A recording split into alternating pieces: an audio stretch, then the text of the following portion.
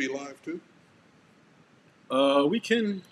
I mean, no, but if we already going Face nowhere. bang live. We can do that. Yeah, if we already going nowhere. Welcome everybody. What's going on? You already know who the fuck it is if you're looking at us. We've got the illustrious Will Brady in the house. How's it going? AKA Wilt the Still. AKA Will I am. AKA I bang old men's girlfriends. Come on. You were on one last week, I and was. now I'm not allowed to. I was. Okay. Continue. I got a lot of other AKAs, but I love my deltas, so I'll just digress. MB's in the building, watching porn in the back. How do people watch porn with no sound? Subtitles. Don't sweat the technique. Subtitles. It's the You technique. got subtitles for moaning? It's the technique. You don't need sound for technique. I beg to differ. Even with sex, I don't even enjoy sex. Like, if you're not making any noise, I feel like I'm not doing my fucking job. Okay. I don't know. Let me know what you think, people. Call in, whatever. Let me put this hat on because I'm sure my mom's going to text me in a minute and say, put your hat on. You look like a fucking mess. You look crazy. I'm crazier than I already am anyway. As you can see, Chair 4 Stephanie's not with us. Wardrobe conflicts and such. Good measure for a new bra. Yeah.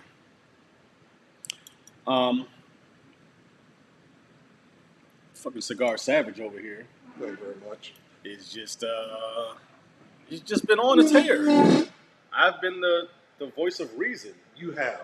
for the past 2 weeks, which is very odd for me, and I don't really know what to do with this. It shows growth and maturity. Fuck that. I want to be reckless. Okay. Well, then I'll go back to being the responsible one.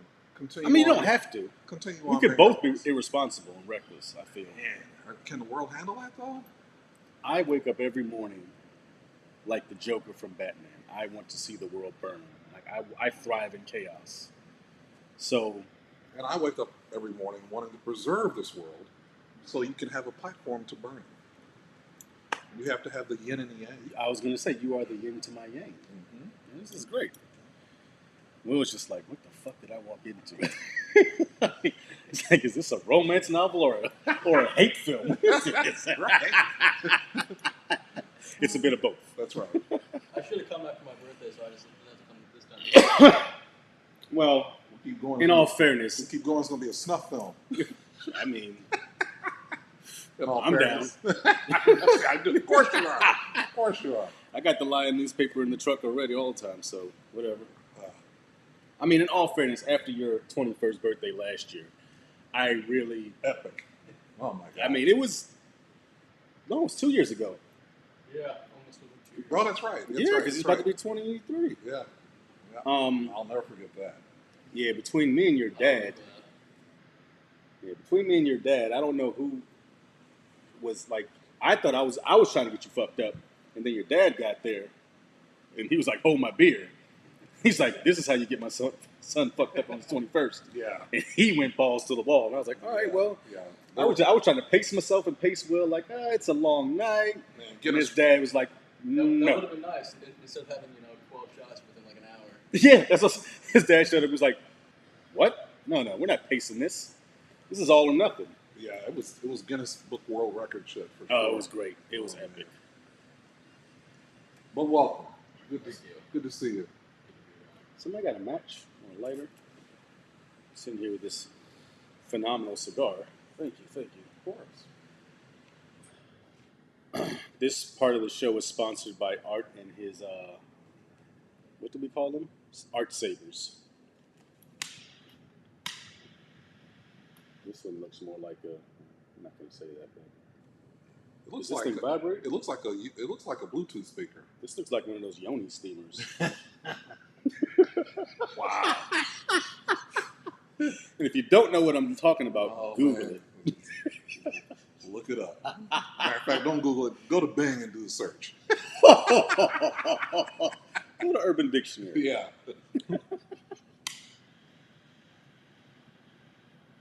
So before we get fully into this, I just want to shout out our friend and family member, the freaking Puerto Rican. Mm-hmm. He is in the midst of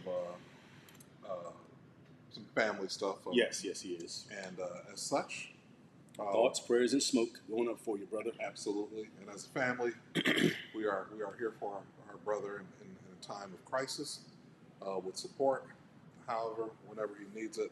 So he is missed. He's a frequent, I won't say frequent, he's a sometime visitor to the show. So, we are here if you need us, freaking Puerto Rican. So I'll leave that as it is out in the air. Yep. Secondly, one of the great things, and you'll appreciate this, I had this experience here last night. One of the things that we talk about is because of the platform and the access that we have to cigars and bourbon whiskey and our discussions around firearms, we have a unique opportunity to be a voice for others as they are engaging on their cigar journey. So there was a young lady sitting at the bar last night by the name of Sarah. She's been in here before. And so she happened to see my case. And What's in the box? What's in the box? Oh. Sorry. And we struck up a conversation about cigars and, her palate, flavor profile, so forth. Was talking also with She like Maduros? the lovely Genesis and Carmen. And matter of fact, she does. Because in point of discussion, Mm-hmm. she was asking a question that I wish you had been sitting next to me when she asked. You got to phone a friend, bro.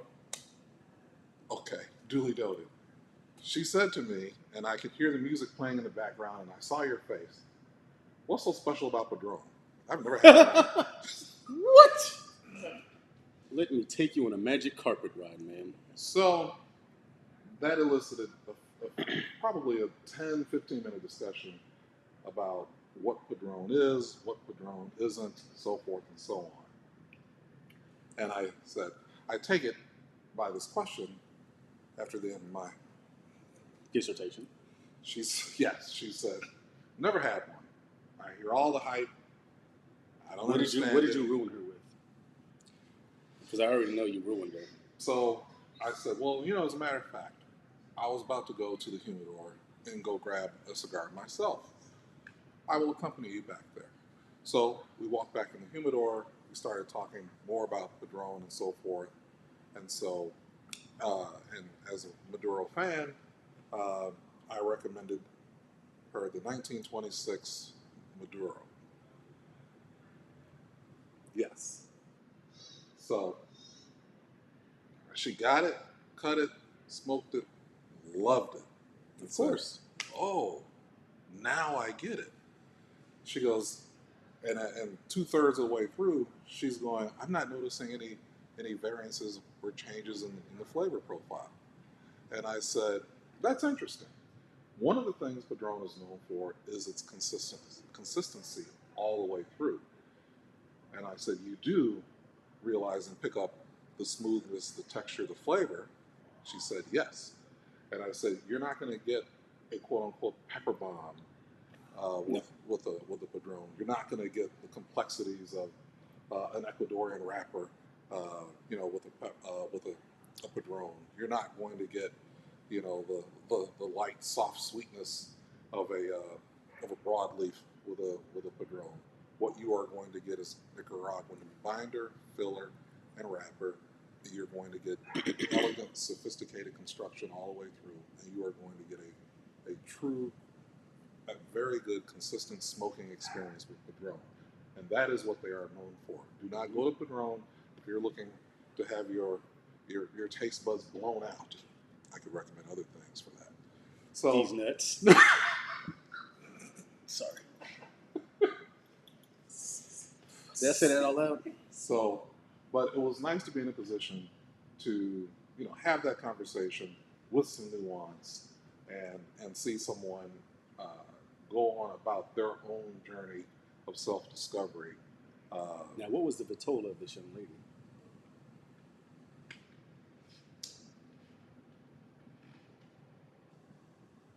Robusto.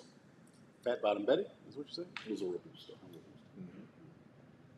So that means under 5'2". All right. So, but it's something that I know had you been there, there's obviously a lot more that you could have added to the conversation. But be it as it may, it was a great teaching experience. She appreciated what she was smoking. She realized that this was different than anything else that she had put in her mouth. So, and she No left pun intended. She left a happy and satisfied customer, and hopefully, it will also encourage her to continue to expand her palate, not just with Padron, but with other premium cigars and other premium cigar manufacturers. Okay. All right. Well, there's that. I'm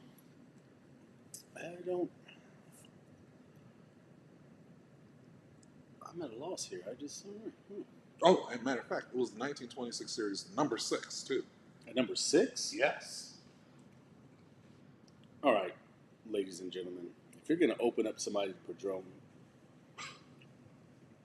make sure you have the pockets to support that habit.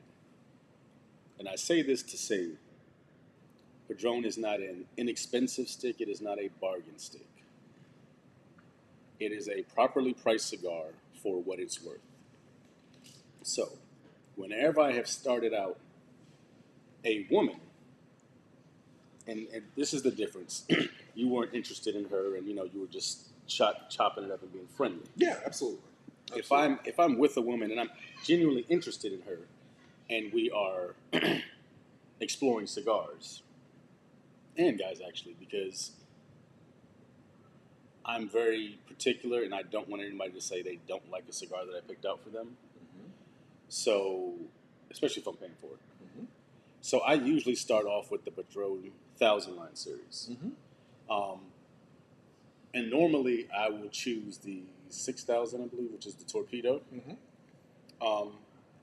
Because I believe that one gives the most consistent flavor. Whether it's a natural or a Maduro, I think all the Star cigars are consistent, but I think that one is that Torpedo is the easiest to smoke to me. Definitely. Until you go up again, obviously, past the 1000 line, you go to the 26, the 45, the 80, things like that. Mm-hmm. And I say that to say that you could take off the band from a Padron 1000 line series and give it to somebody, and they could smoke it, and they could say, "Oh, this is a $15 or $20 stick." And in reality, those sticks go from about $5.50 to about $10. Okay. And it's still a very Padron is known for quality and consistency. It's still a very well-aged cigar. It's aged like 3 to 5 years, even for the 1000 line series. So you're not going to get something that just got off the fields last week and dried for 2 days and then they rolled it up. Yeah. They still have their process, which is a patented private process that nobody really knows. Yeah. Like you literally live and die with that secret. Yeah. So I always tell people, and then you have to remember too that because she was a woman, it was easier because obviously women have better palates than us and they pick up more. So that's a good thing. But for most novice smokers and guys who are getting into it, they can't really pick out things unless they have experience being a sommelier or they love wines or they're a chef or they're really into, eclectic foods like Steven. You won't necessarily find somebody who can truly appreciate what you give them, which is why I also say that. Mm-hmm. But obviously this young lady, even though she probably wasn't an avid smoker as yet, you probably turned her into one with that cigar because Padron makes you want to smoke more. Because you have one, you're like, okay, well, I want to see what else they have. But what's interesting is that I wrestled with that because it was obvious with her describing the cigars that she liked, and looking at what she was smoking previously, she had a few cigars with her. They were all Maduros.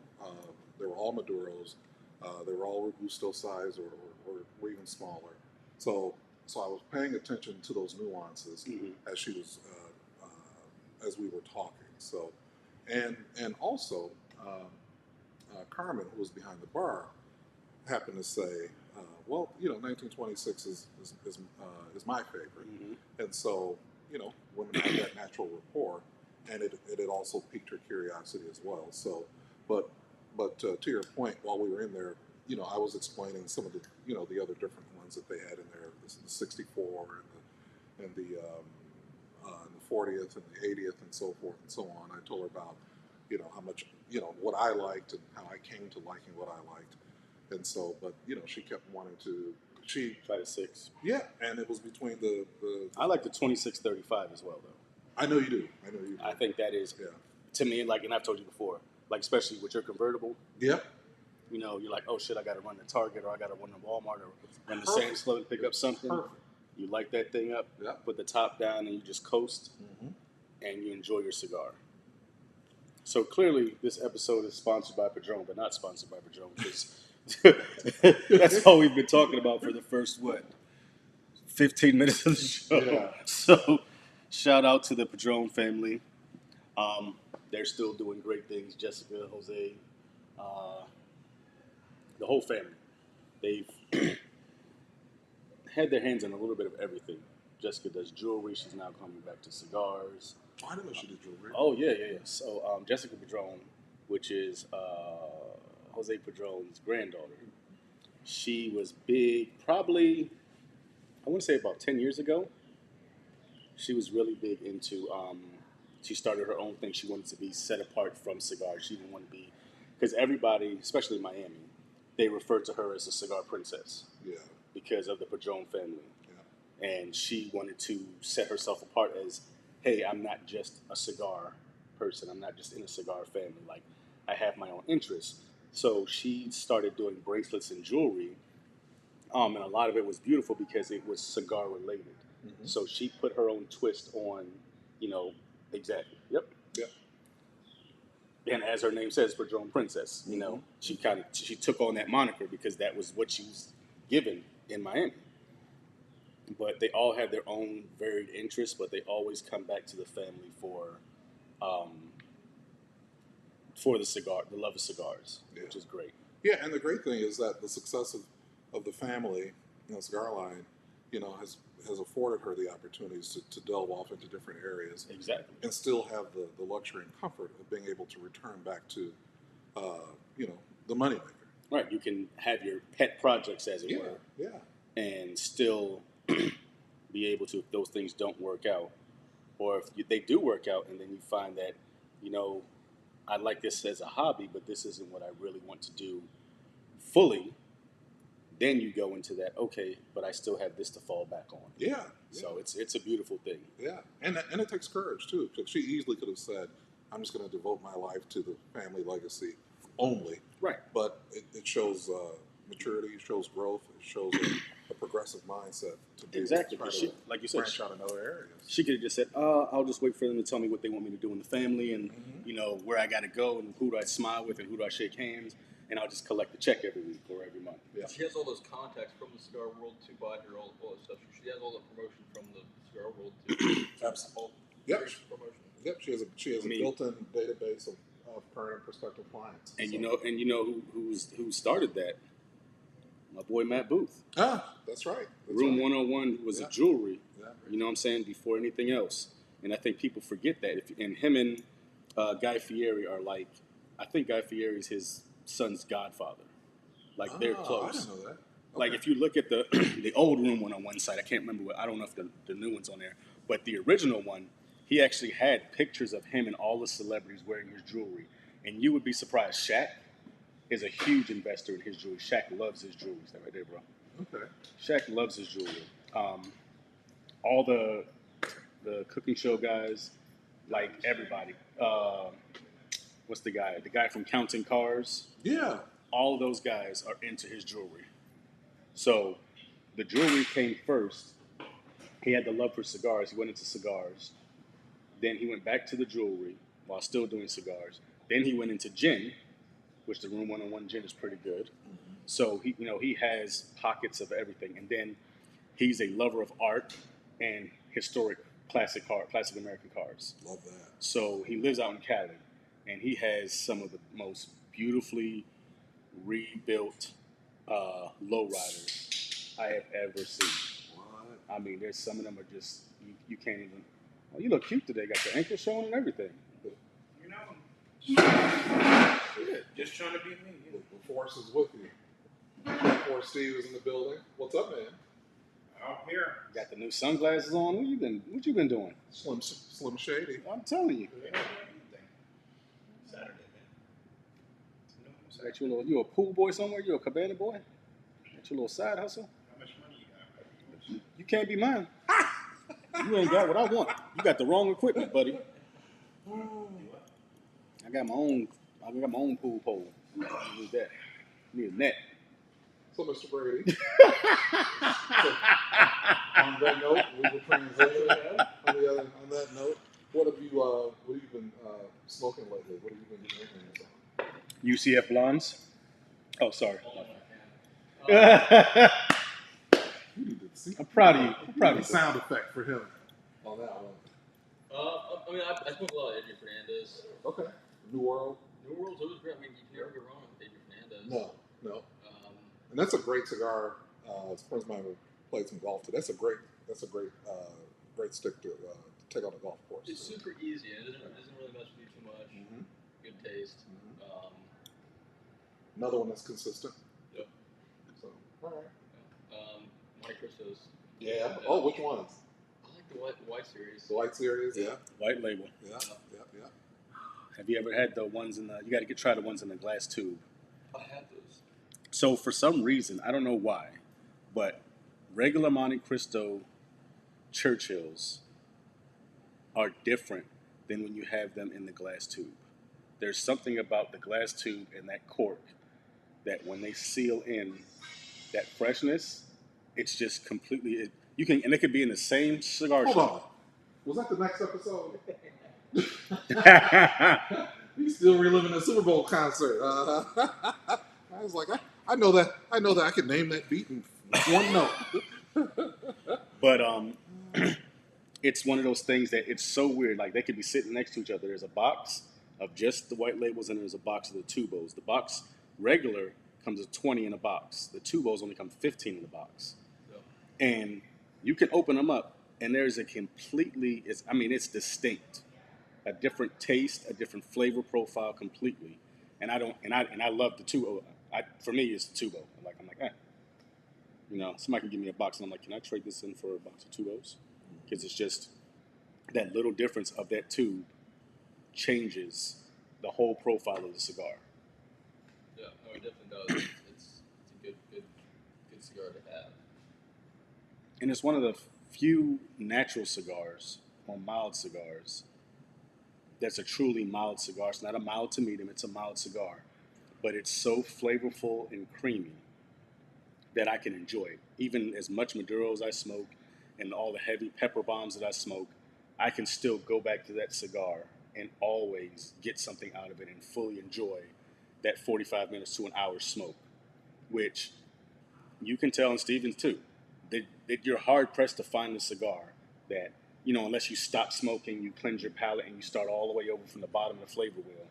You're hard pressed to find a cigar that you can put into your rotation that's a mild cigar that can compete with your palate, having smoked heavy all the time or having smoked pepper bombs all the time or medium fulls. You're very hard pressed to find a cigar that's considered a mild cigar that can still grab your palate and say, hey, I'm right here. And you're just like, whoa.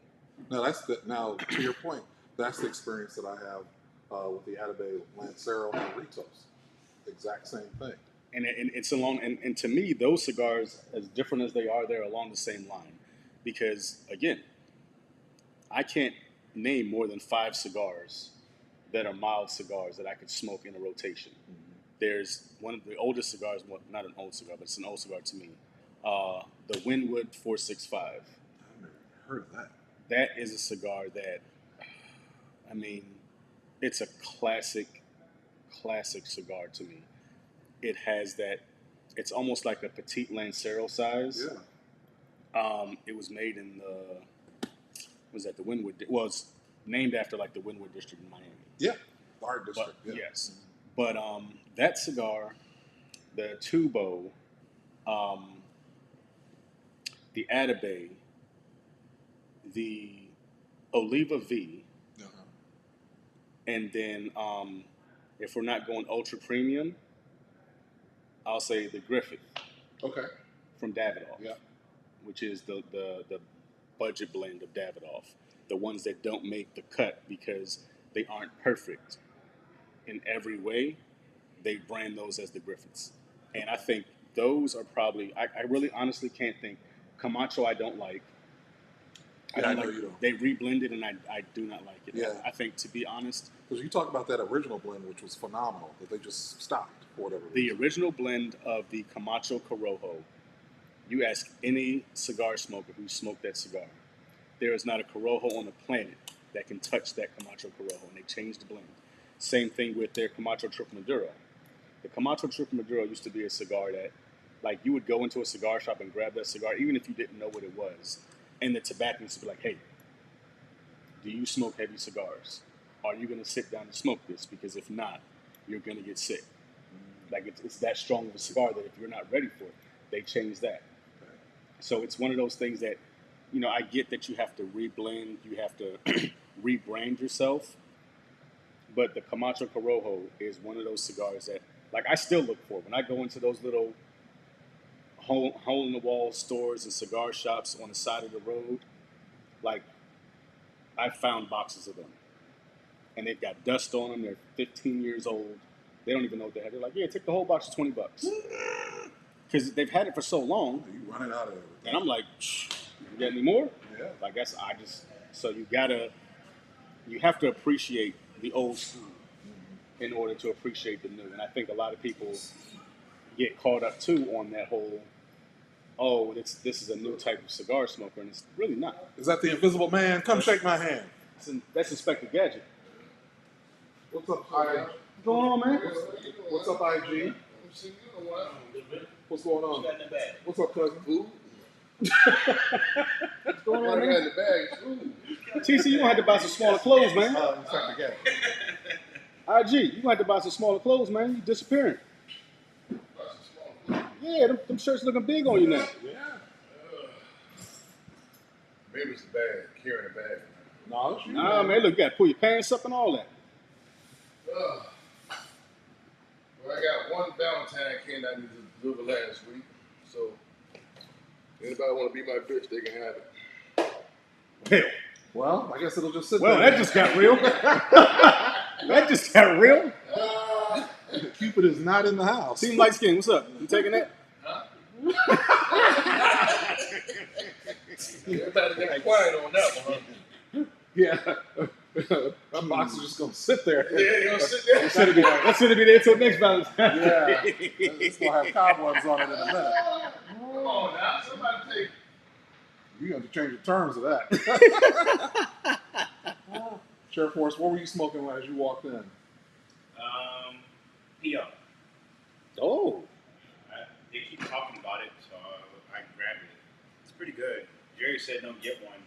He's gonna give me one, but I was like, I'm already. yeah, don't hold your breath on that one, buddy. Yeah, don't wait on I was that. like, I'll just grab one anyway. It's really good. I mean, they keep saying it's like I know for so Padron, but by the Padron, century. it's not really necessarily like a Padron. It has a similar. The leaf on the outside is very similar. It has similar characteristics. P.O. P.O. They got him over at Allen's. Got him over at Old times. It's a good cigar though.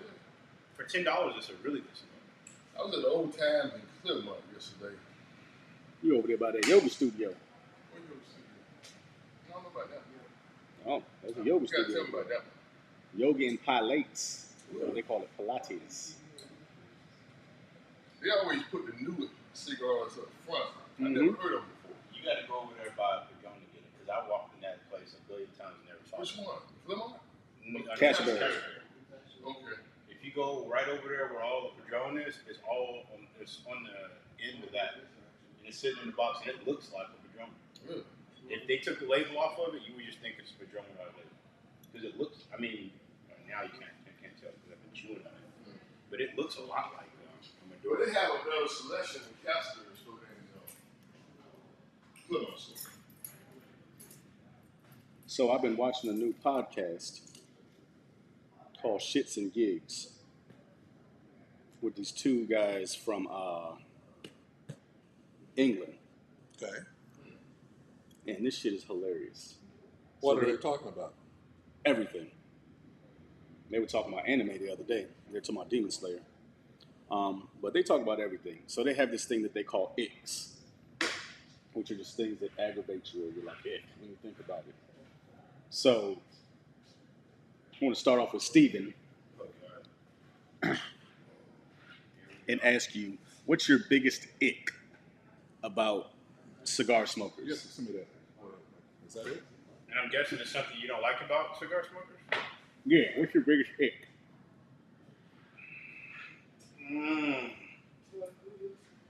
The biggest thing I don't like is that it attracts a lot of people that you don't want to be around sometimes, because it's so much bravado with smoking cigars that a lot of people that ain't really about it come in, they try to look good, and I'm just not for show. To me, it's like a lot goes into this, and it's just like anything. It's just kind of like the food industry. Like everybody wants to be a foodie, but they really ain't even eating food. They just taking pictures and showing people, and they're doing it like they're playing Pokemon. They're trying to get them all. They're trying to go to all the restaurants. Cigar game is the same way. You got a bunch of people that's sitting in there halfway smoking a cigar. If they are smoking it, they kill the shit out of it so they can't taste it. And they couldn't even tell you the difference between, what kind of cigar it is, what's the make. I mean, they can't tell you if it's Nicaraguan or if it's Dominican. They don't even know anything. And it's fine if you don't know anything, but eventually something should start soaking in. And that's one of my biggest things. It's too many phonies. Well, and we've talked about that before in terms of, remember we talked about, even when we were doing the radio show, the difference between people who smoke cigars and cigar smokers. It's two different things. So, and I would say it's a good thing and a bad thing. The good thing I would say to that, as a counterpoint, is that we've talked about it, that it's just nice to have people smoking cigars, whether they are as much purists as we are or not. But you're right. It's like I would imagine it'd be similar like the motorcycle club. You're going to attract people who just like to show off and people who really are really about the bike game and the bike culture. But in terms of hanging out with them though, we're also in a position in our lives where we're pretty picky about who we hang out with in terms of just the pretentious people. That's all it is. It's not even, and I don't think it's so much about being good or knowing something or being knowledgeable. It's just the pretentious nature of the people that sometimes it attracts. Which is like, and I 100% agree with you, and I'm going to go here and people ain't going to like me and they're like, oh, fuck you, I don't like you're an asshole. But you don't care about that. I don't give a shit. Suck my dick from the back. With your mama's mouth. But my biggest ick is our community in cigar smoke and the lack thereof of support. Oh, That's my biggest ick, is that you don't care about price when it comes to a quote-unquote name brand or a brand that's been in the business forever, and you've never smoked it, you've never met this person, you don't know their family story, you don't know the history or anything. But someone who grew up down the street from you has found a love for cigars, who has decided to go ahead and start to manufacture and blend cigars and all that stuff. And I go through it all the time. And it's to the point now where I'm just like, I already see the question coming before it comes of, well, why should I spend this much money on your cigar and I've never smoked it? so that's your biggest ick? My biggest ick is the lack of support. Like you'll never meet half these guys that you smoke their cigars. You might meet the brand representative, Yeah. but you'll never actually meet the guy. You'll never meet the head blender. You'll never meet the person who had the concept and sat there and put all their sweat equity and time and money and effort and energy. You'll never meet that person. But you have somebody sitting right in front of you And I don't know if it's the whole jealousy thing. I don't know what it is. It's like But crab in a barrel mentality. it aggravates Our own me worst enemy. so much Yeah. because everybody else doesn't bat an eyelid at price or anything we'll support. But our owner, like, I don't know. And to call it out as it is, like, just label whores. I hate that. Like, you've got the guy with the fresh broad brim hat and fucking 50 million beads on his arm and 37 necklaces and rosaries, and like, it's a style thing, it's a status thing. It's not really, you're not a cigar smoker. You're just smoking cigars to look cool for Instagram, or to look cool to get girls, or to look cool because you want to be a brand, or you want people to notice you. You're not actually in it for the actual culture of cigars, which is a totally different thing. It is.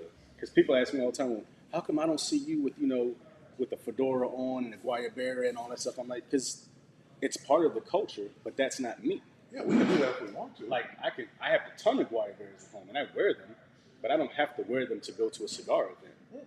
Like, that's part of my culture, period. I don't need that to define me as a cigar smoker. No. And it's aggravating. And I'm sure Steve shares the same sentiment because he goes out.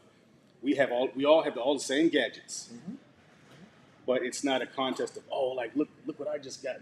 It's never that. It's always like, and if it is that, it's, hey, I got this. I was testing it out, and I really like it, and I think you'd like it too. It's never, oh, look what I got and you don't have type of thing. It's always, hey, I picked up one of these for myself. I figured you'd like it. I picked up one for each of you too. And we've all done that. And I think that lack of just camaraderie really just, that shit icks me. It irks the fuck out of me. What's your biggest big Mr. Brady? Mine's just a small thing though, but like when new people come into cigars and try to cut the cigar, you cut off like half the cigar. It really pisses me off because then like 15 minutes later, like you're yelling at people like, "Oh, it's unraveling." I was like, "Well, you should." So for that point, I will tell you this. That's stick abuse. Yeah. For that point, I will tell you this.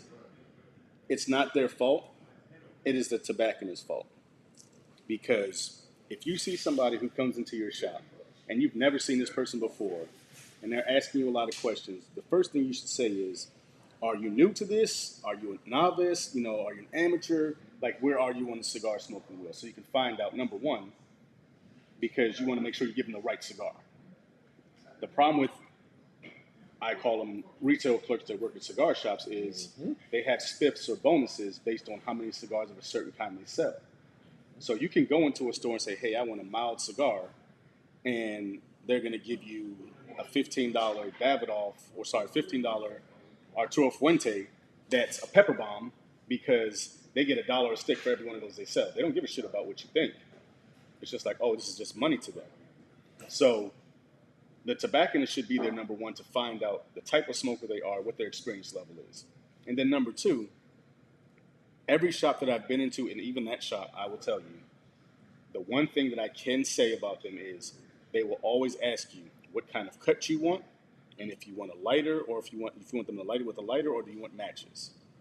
Those two questions are the most important questions because a lot of people don't know what type of cut they should get. And as a tobacconist, depending on the cigar, like there are some cigars that I punch, there are some cigars that I V-cut. There are some cigars that I straight cut.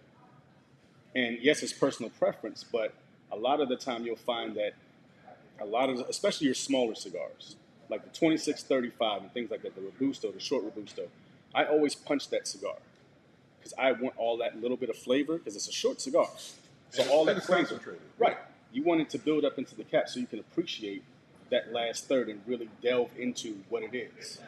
So it's not necessarily always like if they're given help and they don't want it, that's different.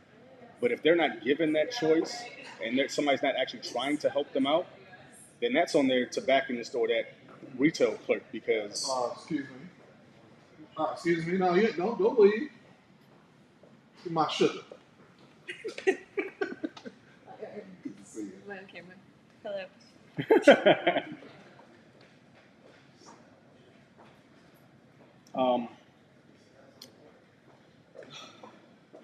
When are we going shooting? We got to go shooting. I've been shooting I gotta shoot something. I'm gonna shoot someone.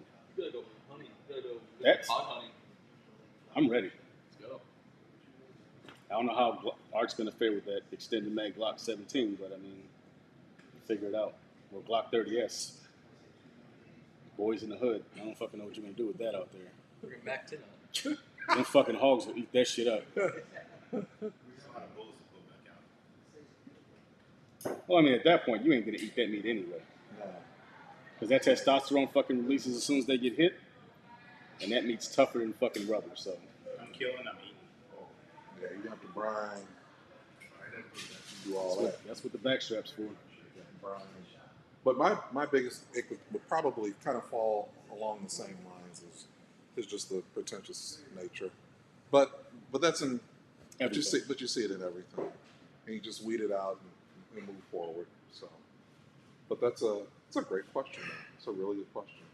So, You can't you can't try to grow a population in a certain field and not get that. I mean, you're Yeah. gonna have, Oh, I mean, any popular thing, you're gonna have a lot of people who really aren't into it for it. They're just, because it's a trend.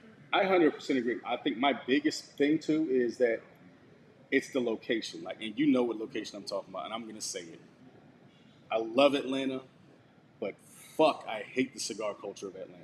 I detest it. That's just Atlanta culture. yeah, It's just, and it's just like, what and the they're fuck? trying too hard. There was another lounge that just opened not too long ago. That's jackets only and no gym shoes and just all these different rules and regulations. It's like It's a fashion if you trend. gotta go through a checklist just to go enjoy a cigar, I don't want to be there. And here's my thing: brick and mortar cigar shops were built on the standard that everybody was the same when they walked through the door, whether they were the mayor of the town, whether they were a senator or a congressman, whether they were a governor, Yeah. whether they were that cleaning guy, whether they were the milkman, the trash man, the lawyer, the doctor.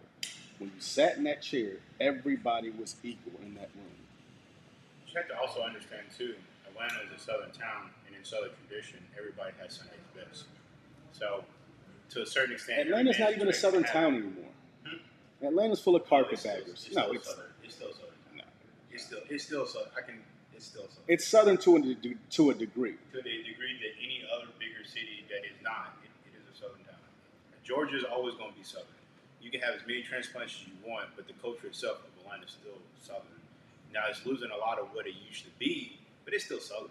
I mean, I think for me, it's the reason I say that is because it's not southern with the southern hospitality that I was used to in Atlanta before. Yeah, Yeah, Atlanta had a lot of like, That yes, I they will had. say. They were deep south. when I was going there as a kid, But I would still hear the people say yes, hospitality- ma'am, no, yeah. ma'am, yes, sir, no, The sir. You don't see hospitality that of people. anymore. I mean, even I remember going to the fucking Piggly Wiggly, and the baggers, yes sir, yes, yes ma'am, no ma'am, even that type of stuff has just kind of fallen by the wayside, and you have the finer points of Southern culture, but you've completely walked away from Southern hospitality. And that's all. Every That's a southern great city is analogy. going through that, Yeah. especially a major city. Every major city in the South has gone through that transition because you have more transplants, and they like that southern hospitality, but they don't display that same southern hospitality. Right. Now compare that to the times that I spent in Jackson, Mississippi, where that Southern hospitality is there. That's Mississippi. Yeah, Well, it's that's there. Jackson, Mississippi. Yeah, It ain't going it's nowhere. there. The It's on state display. itself is Yeah. it's not going to change much because there's not much to make it grow in the way that Atlanta. I mean, think about Atlanta.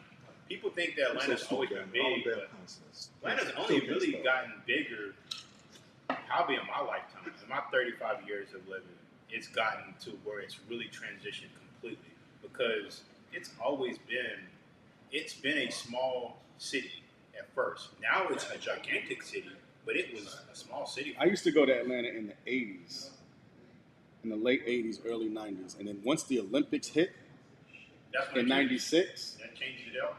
the entire playing field of Atlanta changed. Yeah, they're trying to be the San Francisco of the South. And it just doesn't work. Yeah, It be, used to be who you are. There's something you want to keep your identity. Do you want to grow? Do you want to evolve? Yes, but you should always want to keep your identity.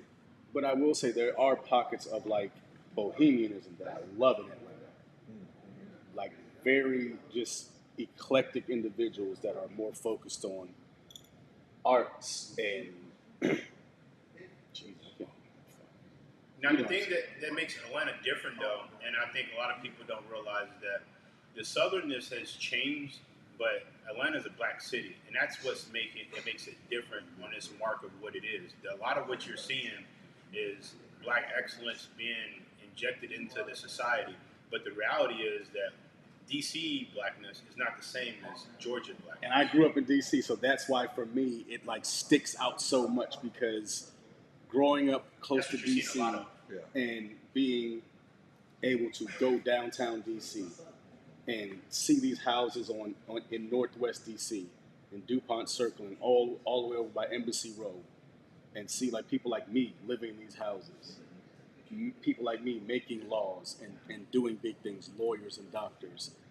but still having that humble nature. Yeah. And I'm good with black excellence. I'm not good with black arrogance. That. Well, with the excellence is going to come that arrogance. Yeah, but I think the percentage of that has Let's see this. shifted so much that it's more so, it's almost like I have to be arrogant because I'm excellent. That's one of the things that I will say I appreciate about Chicago. Chicago, you have a lot of black excellence, but in Chicago per se, you don't have that black arrogance. It's just not there. Well, that's because the other side of just light your ass up. Well, it's Your true too. place. You come in there with that bullshit, you're gonna get it. You get mollywopped. Yeah, absolutely. So- You get that in Atlanta too. You get that in Atlanta too. and then we kick up the house music. Hey, Because at least, I'm sorry you like that when I took you Oh, today. I was like, you already know. You already know. I seen it this morning. I was like, art. I just had to repost it. Because at least when you're in Chicago, you got a certain side of town. Atlanta has pockets. Yes. There's pockets of neighborhoods where you go one road down, you're in the wrong area. That's like the trap museum. When I went to the trap museum, like it's literally like it's so crazy because you know in the heat of the night when you cross over the railroad tracks, it just automatically looks darker. Yeah. And it was like we literally crossed over. And I'm like, what are we looking at out here? Hey, Miss Parker. I saw that. Sorry, Miss Jackson. I ain't sorry.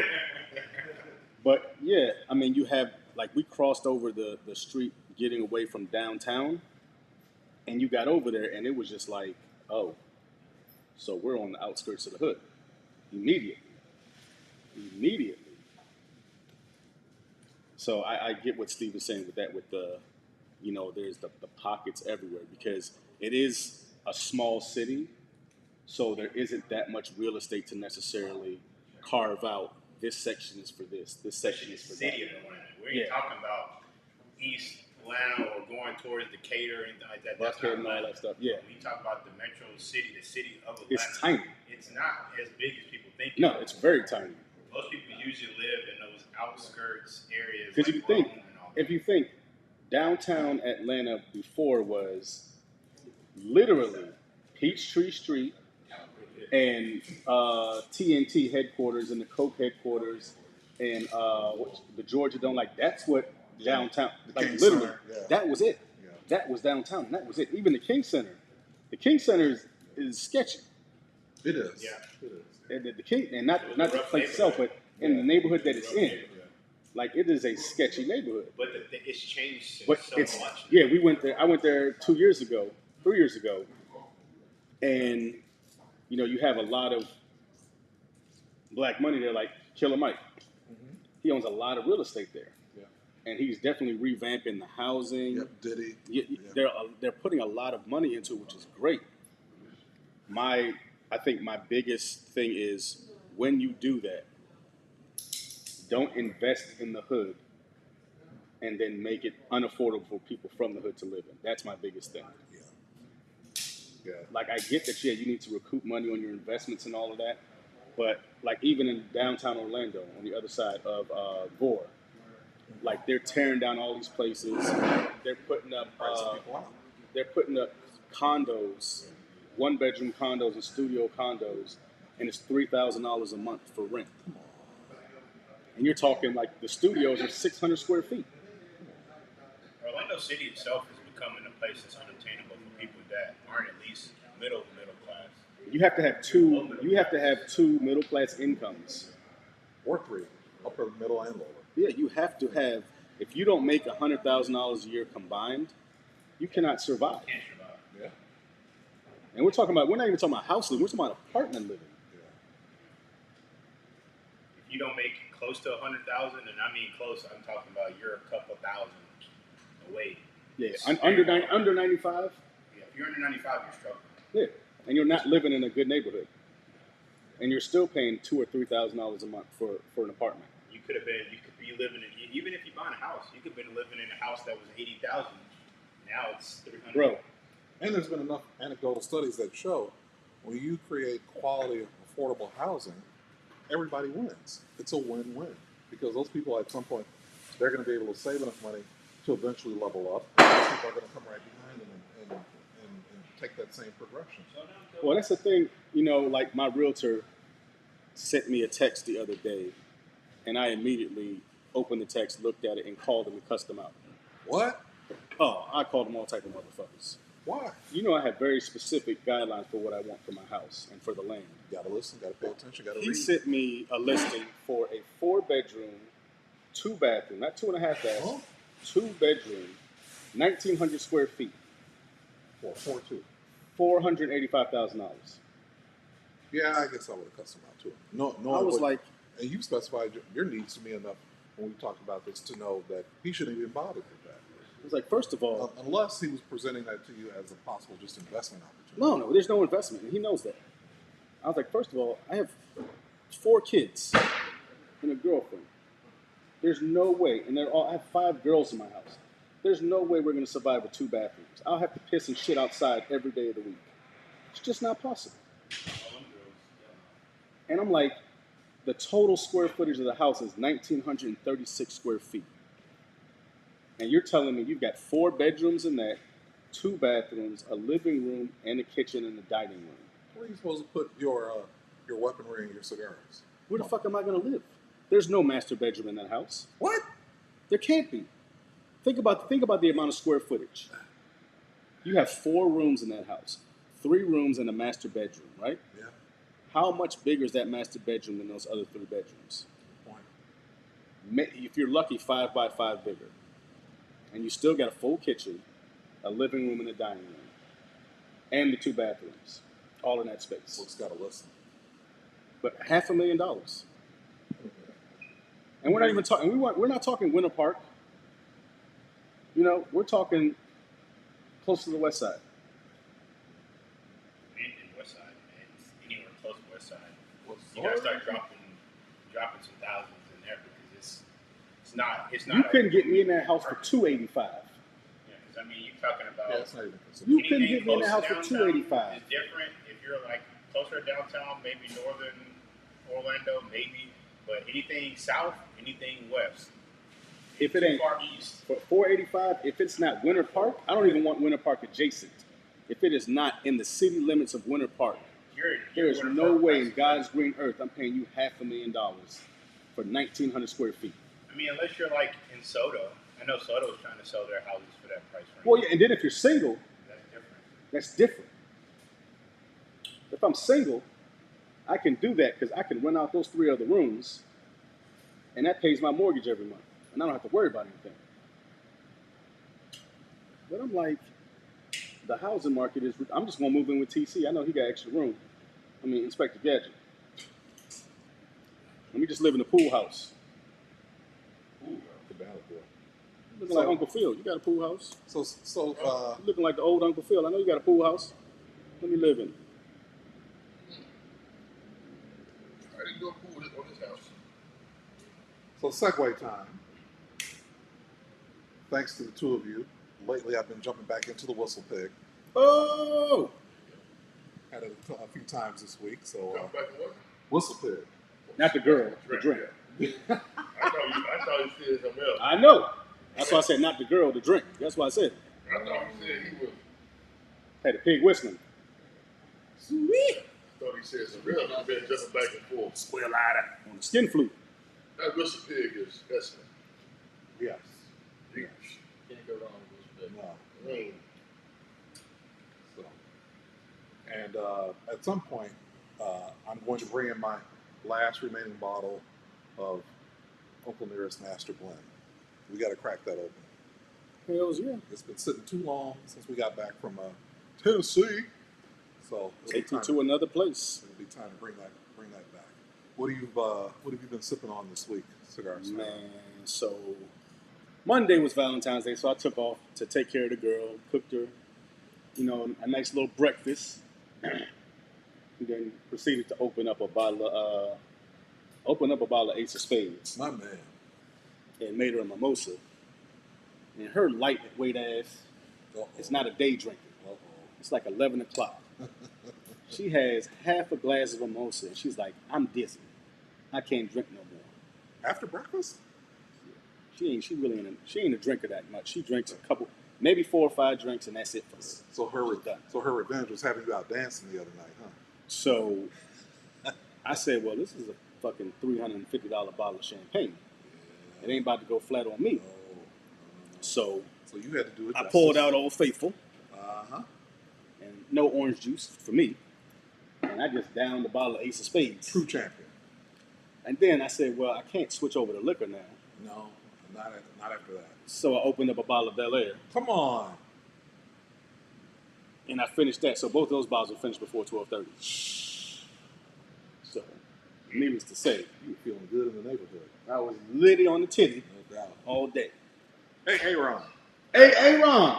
What's going on, guys? What's going on? Good to see you. See you. Good to see you, man. Good to see you. And then after that, I broke back into that Havana club that TC liked so much. The Havana club that I brought you. You weren't here last week. I found it in Antigua. Oh, unbelievable. $12 a bottle. So good. So good. That's my first time having Steve. Oh, really? Delicious. I love If I could have brought back, if they had more, I would have brought back more. You brought back your cakes, didn't you? That was delicious. It was really good. Thoroughly enjoyed that. My goodness. Mr. So- Brady, what have you been sipping on lately? With some pigs, a little bit. Yeah. Yeah. Yeah.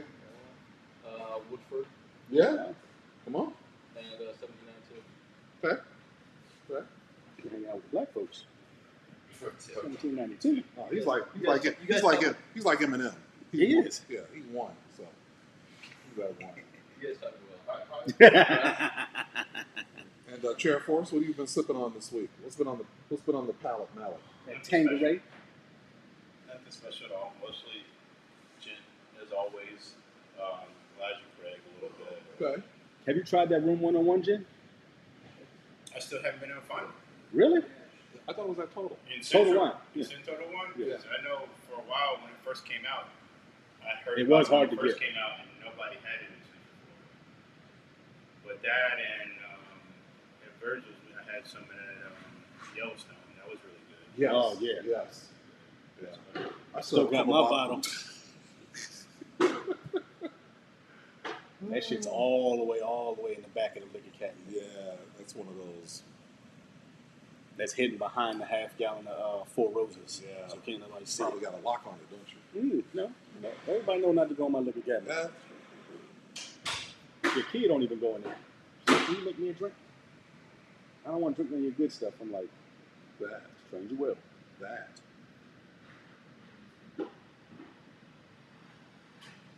So, you bought that shotgun yet? Not yet. Waiting on tax season? I got a lot of other stuff to handle first before I get that. Did But you settle I'm on what gonna you're get- gonna get? Is it Oh. still gonna be the Mossberg? Yeah, it's going to be in Mossberg. Look, just put everything for the baby registry online, and we'll get everything for you if that's what you're worried Yeah. about. Well, you got your uncle sitting right here. What's going on? I'll call the baby registry and just put cash in it. Nah, we ain't doing that, motherfucker. Put it in the shell company. This ain't no fucking GoFundMe. Fuck out of You here. want some money? I got you. Listen to this one. I'll make good use of your laundry money. It's gonna be 12, but they Mossberg makes what at 9:30. They got the regular and the tactical. I'm gonna probably go with the tactical. Pistol grip and the chainsaw handle.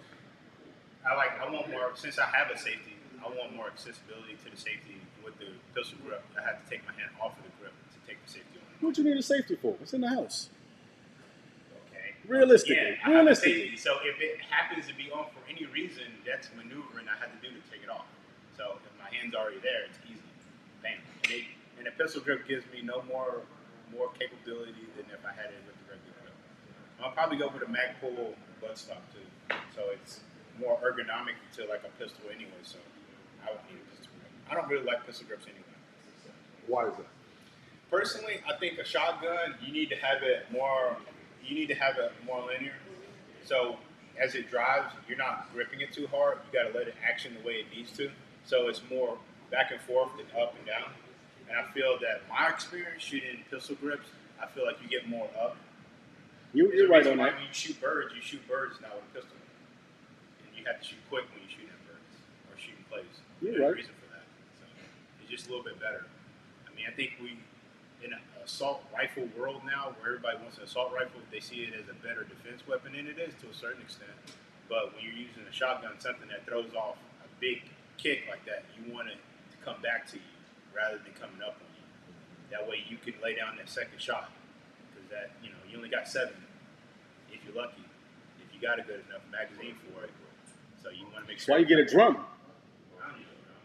Get a 50-round drum. I don't need no drum. If I got to shoot more than 7, we in big trouble anyway. I need to pull something else out. It ain't about the fact of having to shoot it. It's just having it accessible. So you two are professionals, so that's why I sit back and. That's why I love. I mean, no, I love it because Likely, if I come out of the room anyway, I got a pistol on my hip and I'm shooting that shotgun at the same time. John Wick over here. Just I in case. mean, You never know, man. You might get lazy today. I might be kind of tired. I might miss a lot. No. see, that's the beauty of not having kids. I don't think so. You can let Not off with you. flashbangs in the house. Not with your training. I don't think so. I don't see you missing. Hey, man, when you're running, you get too excited. You can And miss that. adrenaline hits. Sometimes Adrenaline it takes hits, over you before get it too takes a tense, little before you sometimes settle you'll down. miss. So I want to make sure I don't miss or I don't run out of ammo. Like I know he's gonna laugh at me, but if I didn't have kids, bro, and somebody broke in, I'm flashbanging the shit out of you. Just because. If I'm going to flashbang, I just go with a knife then. No, but I'm gonna go with the knife afterwards. But that's what I'm saying. Like I just, Throw it in the room. 'Cause and you- then if you wait brave for enough- a shotgun, and they're on the ground. it's gonna be like Call of Duty, running around. They're like, he's like, but you're gonna kill him. No, I'm just gonna cut him in the legs and make him crawl out. Yep. Cut them tendons. ATF radio, like Wu-Tang Clan, ain't nothing to fuck with. No, man. Oh, somebody honked at me today. I almost got out the car. No, man. Motherfucker, he honked at me at a red light. No. Talking about go, and I'm looking at him like, this motherfucking light been red for 2 minutes. You got bigger fish to fry. So I just wound down the window and looked at him. Especially in Orlando, you better slow. You better wait before you go because you end up getting hit. See, that was all I was needing. Run the Probably lights Peter like this. Pan's right then and Yeah, but you know, like I said, I've been itching, man. there. I know. Yeah, We got to go hunting. 'Cause yeah, I- we do. We got to. it's either I got to shoot something or We shoot got somebody. We got One to of get the this two. out of your system. It ain't never out of my system, man, Steve. Well, if you want adrenaline rush, you gotta go hunting with just knives. Oh, I go spear hunting Go with, boar hunting. yeah, boar hunting with spears and dogs. There you go. I love that. That's messy. Boost up your adrenaline. Never done it before. Ain't nothing like eating a fucking piece of a kill's heart right afterwards. It's just, I was like, I ain't got nothing on that one. I'll pass on that one, sir. Your dad ain't never made you do that? Oh, man. I'll pass on that. It's good enough. I had to drag it anyway. We got time to go. They got dragging anyway. You need that iron.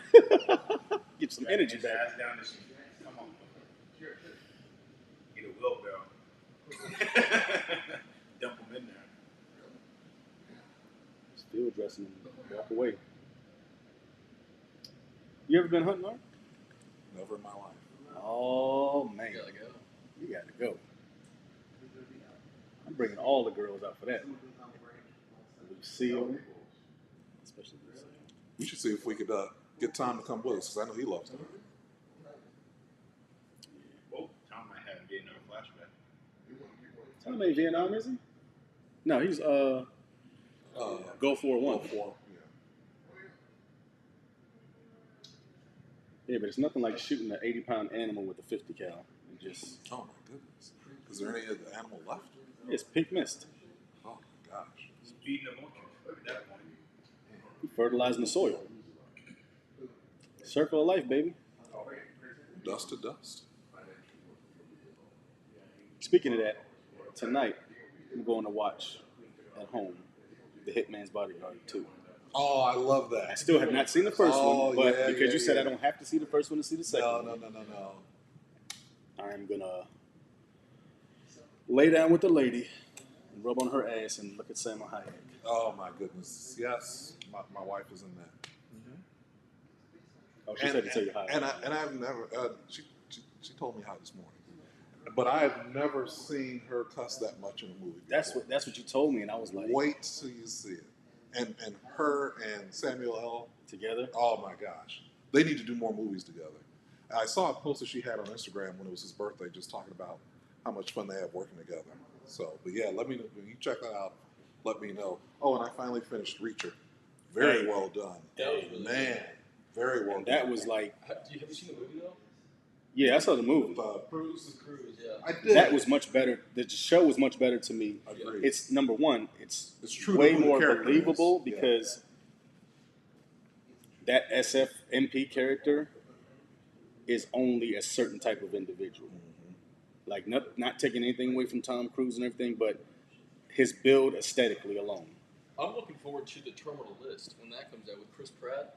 The Terminal List is with Jack Carr's book, and they're making a TV series out with, and the main character is Chris Pratt. That should Which be he was one of those guys we were just talking about, who you always saw him as a comedy character, and then seeing him in an action film, like we were saying, like to me, he's this generation's Bruce Willis Yeah. with hair. You know what I mean? Like when you think of like edgy, grungy actions heroes, like he reminds me of how Bruce Willis used to be. And he comes from an acting legacy too, because his dad played not Punch, but the other cop on Chips. That was his dad. Oh, okay. Yeah.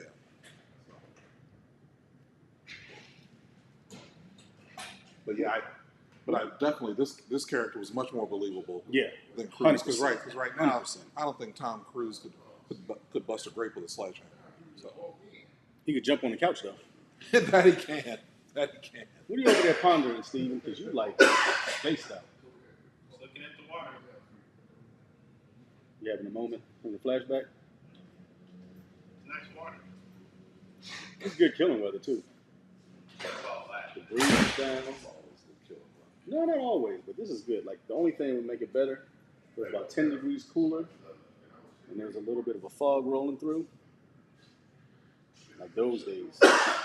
Killing time. Have you guys seen Kingsman, the new one that came out? No, I haven't seen it yet. Good. Pretty good.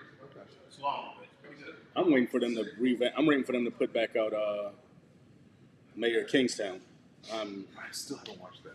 Art. Tom told me how good it was. Let me tell you, He man. mentioned it.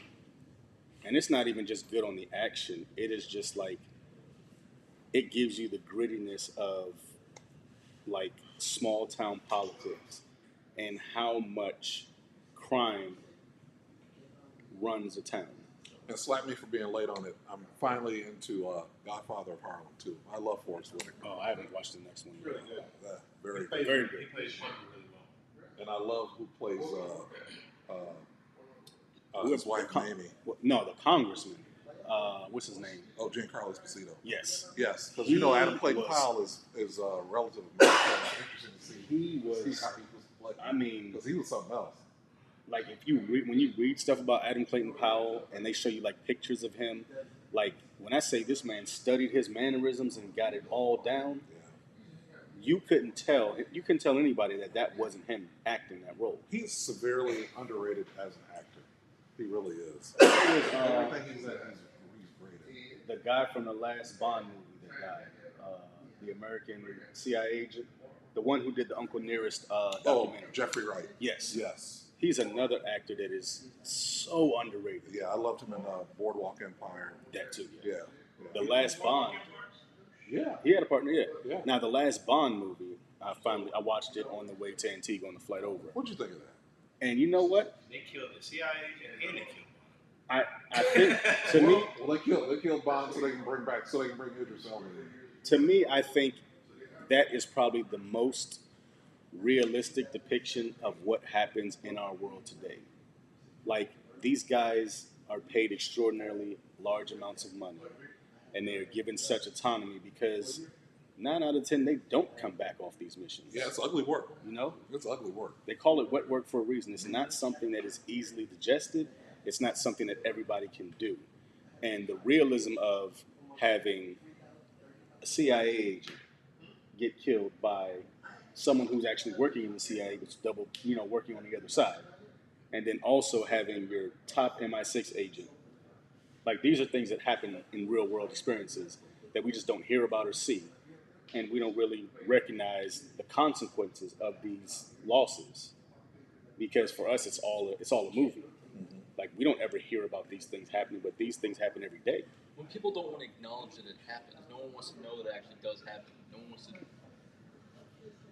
It's kind of the problem if somebody do find out that somebody did something wrong. Because when you get rid of an operator, they don't want nobody to know that was an operator, and it's always an accident, and you just want people to disappear. The whole concept of it is that whole smoking training that, accident that just disappear. we lost that last SEAL Team 6. Yeah, SEAL Team 2. Oh man. Everybody's dying in training accidents. That's why I tell people all the time: there's no such thing as accidents. That There- stuff happens. You don't honestly, and at that level, and Stephen and I have both been at that level. When you're at that level of your game, you don't make mistakes in training exercises. What always kills you is what you didn't practice for, or what you didn't expect. It's never something that you know the scenario going into it. And great ending Never. to No Time to Die too. With We Have All the Time in the World by Louis Armstrong. Yeah. That was perfect. Yeah. Perfect send off. If I would have been a softer man, I would have cried. Because the fact that he was talking to his kid at the end, you know what I mean? Yeah. Like, that was epic. So, who you got for the next Bond? My mind, I would Have still a love kid, you're Idris secret Elba. agent, you die. They're talking about some chick now. Now the girl who played 007 in that movie, Yeah, she was badass too. Like, She I got was. to take my hat off to her. She Yeah. was phenomenal. yeah. And to me, she was more ruthless than any other 007.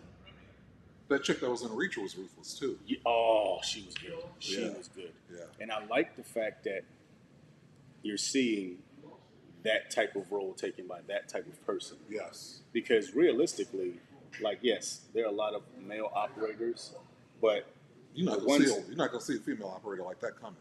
exactly the ones that get all the pertinent information are the women.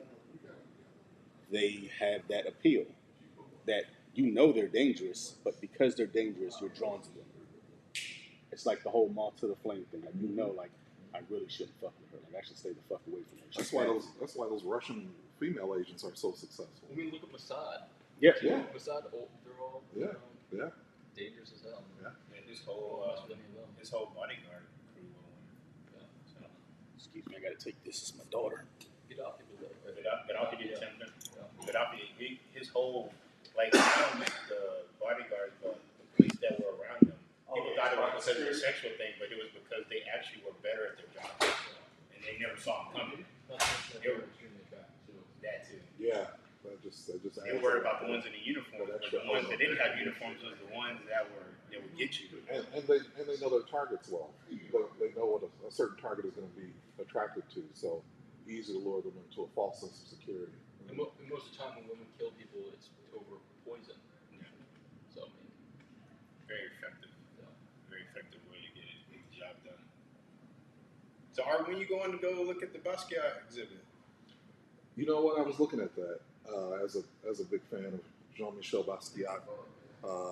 I definitely want to do that before it leaves. So I missed the Van Gogh exhibit. Is the Van Gogh exhibit still here? It's gone. It just left.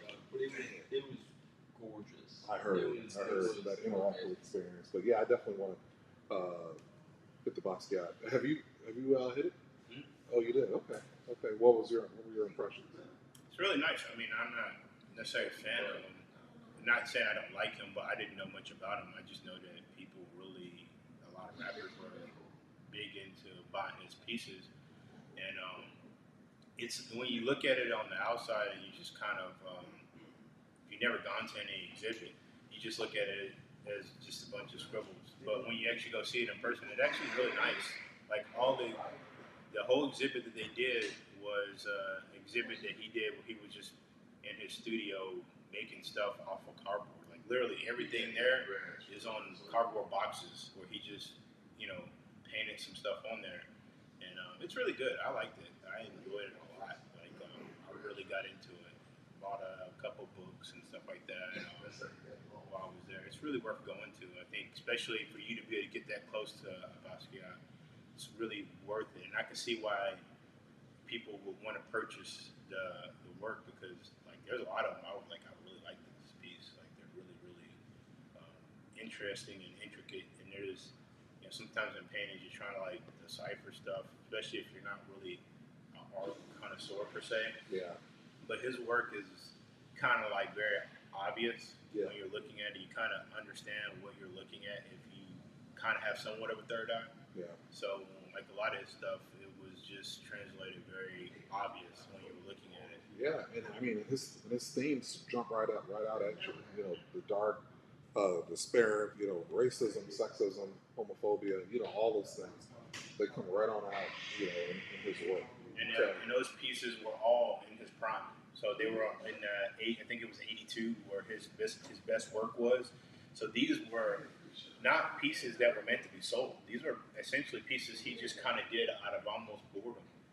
Just kind of in the studio making some things. And none of the pieces in there are on canvas. So you can tell in his mindset he was creating art, but he wasn't necessarily expecting to give it to anybody. Matter of fact, none of the pieces have names. The names that are on there were created by the trust that bought it, and they just named them. And it's crazy because you think about something like that collection of work, that was essentially going into the studio after picking up the canvas stuff and finding this stuff laying in the corner and just opening it up and just saying, oh, wow, he actually finished this stuff. Because it was all finished work. It just was never meant to be sold. Yeah. I don't think he ever intended to sell any of it or even give it to anybody. So He was just expressing himself. exactly. So somebody, I imagine because Basquiat, when they did sell it to the trust, they probably put a good price tag on all of it. Yeah. But some of this, and most of it, like any work, is priceless. But this is real priceless because this is just somebody's thinking process going on while they're just not trying to create anything. They're just going through something. Just going through something, and he just painted it. Yeah. So it's really good. I had actually a couple favorites that I really liked, and I think it helped me get a better understanding of his work and if I actually like it or not. So I look forward to looking at some of his finished works that were on canvas that he tried to, he actually sold or it got commissioned for whatever reason. But I would go. I definitely think it's worth it. There's only some of the stuff you probably may or may not see again. Obviously, the trust is going to want to make money off of, so they're going to commission them in, museums year round. Yeah, and based off the selling price of Untitled alone in 2017, 110 million. It's just remarkable. So it's too bad that some of that financial success he wasn't able to leverage because again he was another one in that Died at 27 club along with Janis Joplin, Jim Morrison, Jimi Hendrix, and Kurt Cobain. So you just hate that the realization that he couldn't have had the financial success off that he was not able to realize. But that's kind of like all artists. It is. All artists go through it. Yeah. They don't ever get to see. Even Matt Flowers now. But and that's just art. I remember I was sitting and talking to my wife about it, and she's like, "I can't believe that he didn't make any money off of it." He did make money, but he didn't make the money that his stuff is worth now. Yeah. But I was like, every artist does that. Even Van Gogh. Van Gogh made hardly any money off of those pieces, and some of those pieces are some of the most expensive pieces on the market. But he never made hardly any money off of it because by the time that he was going to the hospice to die, he pretty much was broke for the most part. He didn't have very much. Even some of my favorite pieces, it was way after he died that those works were commissioned for high prices. So it's just kind of part of being an artist, and that's what probably makes art so good is that it's out of purity of the work. It's not so much money because I think most artists know no one's going to appreciate their art while they're alive. So they just kind of create something that'll live forever. So they just make these pieces, and you hope that people find joy out of looking at it and enjoying it.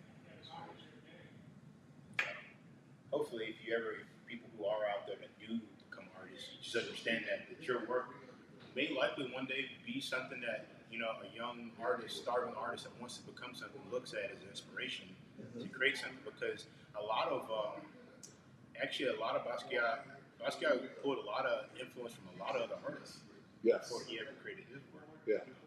So that's what it's about. You go, it's not necessarily copying, you're just bringing in that energy of the artist and you're displaying it in your way. Because I don't think anyone can look at Basquiat and be like, somebody else's work looks like this. No, definitely not. You're not gonna, you can see his work when you first look at it. That's his. Yeah. His alone. Picasso the same way. Yeah. Picasso's very, very unique. Yeah. Rodin, same way. Yeah. So no, but thanks for the reminder. I definitely need to go check that out. So.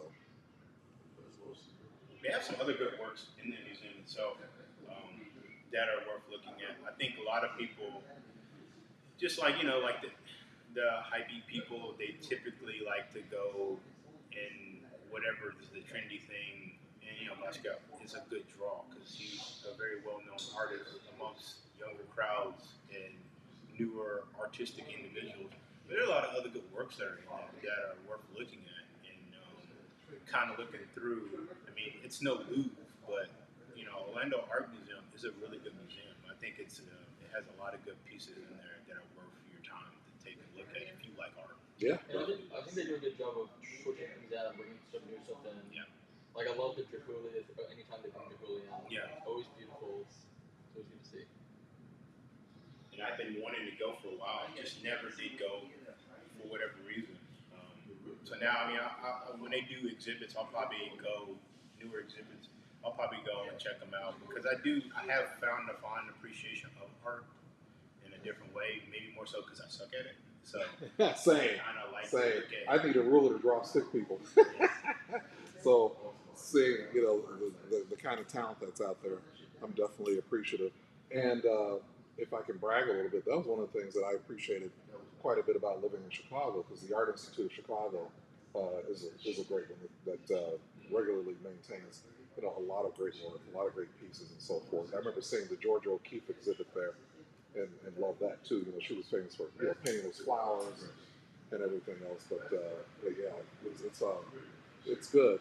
It's good. MoMA is also a good one to go to. Yeah, MoMA. I love MoMA. Especially if you really like art, you want to see stuff more modern. Because my understanding of art is mostly, older, impressionists and stuff like that. It's not necessarily modern.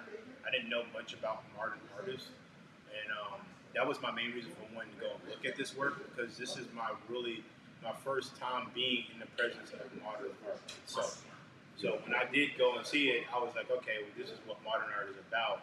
So I grabbed, like I said, one of the biggest things is grabbing a book to look at to kind of like get my understanding of what modern art was. Given that, you got to remember this stuff is like 80s, 70s, you got modern art spans quite some time ago even from now, but still it's modern. It's not like, water painting and oil in the way that they did it back in the days, like, Renaissance paintings and stuff like that you see at the Louvre and stuff like that. And that's something you have to understand as well. When you go to a museum, what kind of museum is it? Is it Impressionism? Is it like Renaissance stuff? Like when you go to the Louvre, you're getting more classical, styles. Yeah. So you're not going to get a lot of that modern. You're not going to get any modern thing in that museum at all. So that's something to understand when you go there. Like I wish I had more time in the Louvre because there's so many pieces that you walk by because you're trying to get to the pieces that you want to see. So there's a lot of stuff that you miss that's like worth sitting and looking at. And also read the cards on the side of it. That will give you a much better understanding of it. Yeah. 4 new David Chappelle specials. Ooh. Netflix just announced. Wow. Coming out. Nice. Got to get that subscription. Oh. So, to leave you all on that cultural note, this is Cigar Savage, aka Artman Forever, AKA Sir Shirts and the Shoes. the Cigar Snob, Sheriff Fort Steve, Mr. Brady, MB in the back, and Inspector Gadget for Saturday, February 19, 2022. And as always, drink well, smoke well, and as always, Aim center mass, baby. Shoot him in the chest.